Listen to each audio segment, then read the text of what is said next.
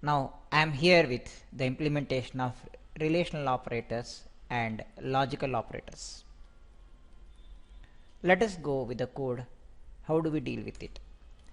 I want to compare the input of first and second number where I'll take x double equal to y. Same way, if I have to find out the greatest value of it, x greater than equal to 5 and print x less than equal to 5. So x greater than equal to y and x less than equal to y. Here I am understanding about the greater or lesser value when I am taking here, what the response the system will provide for me. So then the logical operators. When we have to go with the logical operators, we deal with the and or not. So I want to compare print x equal to y and x less than or equal to y. In my condition, both must be satisfied. So if x greater than equal to less than equal to y and x equal to y, as we compare these two, now let us understand what will be the outcome of it. So here in this case, where we are finding about the behavior of relational and logical operators, where we go with our program. Considering enter first number is given as 12, second number is given as 4. X equal to y is false because 12 is not equal to 4.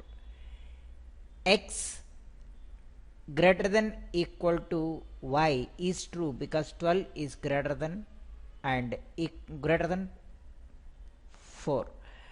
X less than equal to y is false because 12 is always a greater number than any smaller number. Now logical operation, x equal to y and x less than or equal to y. At a time 12 cannot be equal to 4, by the same time 12 is not less than 4.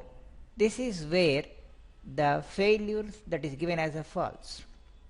Same the condition where we can go with one more the approach, x equal to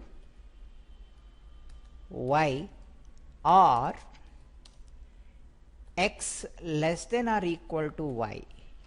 Here we with the same input we will follow for our further verification. X is given as 5 considering here and y given as 5. In this case all are returned as true.